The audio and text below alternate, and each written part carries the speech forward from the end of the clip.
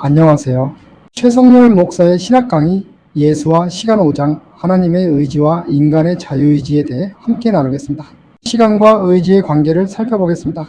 의지란 시간을 다스리는 도구가 아니라 그 시간 안에서 우리의 삶을 만들어가는 중요한 도구입니다.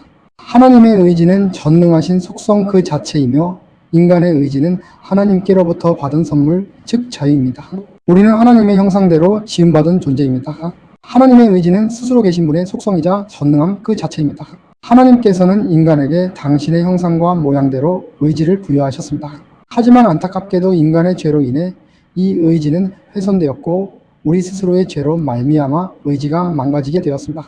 인간에게 주어진 능력에 대해 창세기 1장 28절은 이렇게 말씀합니다.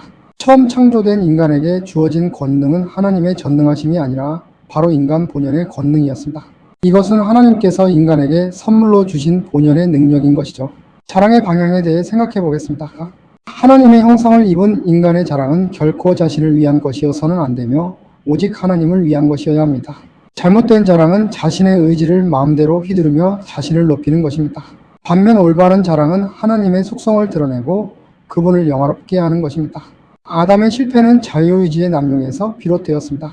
하나님께서는 오직 당신만이 누리시던 것을 인간과 공유하시며 자유의지를 부여하셨습니다. 그러나 아담은 하나님을 자랑하지 않고 이 자유의지를 남용하고 말았습니다. 결국 자유의지의 오용이 인류 타락의 시작이 된 것이죠. 그렇다면 우리는 하나님의 형상을 온전히 받았을까요? 하나님은 결코 반쪽짜리 인간을 만드시고 영광을 원하신 분이 아닙니다.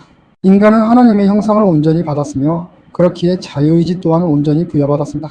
우리는 하나님의 의지를 온전히 안다고 할 수 없습니다. 이것은 인간의 한계입니다. 세상의 지혜와 어리석음으로는 하나님의 뜻을 온전히 감찰할 수 없습니다. 자유의지로 하나님께 투정하는 것은 도리어 자신에게 죄가 돌아오는 위험한 행동이 될 수 있습니다. 또한 하나님의 의지를 인간의 자유의지로 전향시키는 것, 즉 바꾸어 생각하려는 시도는 옳지 않습니다. 그렇다면 하나님은 왜 우리에게 자유의지를 주셨을까요? 이사야 43장 21절은 이 백성은 내가 나를 위하여 지었나니 나의 찬송을 부르게 하려 함이니라고 말씀합니다. 하나님의 속성이 인간에게 주어질 때 인간이 누릴 수 있는 가장 큰 선물은 바로 의지입니다.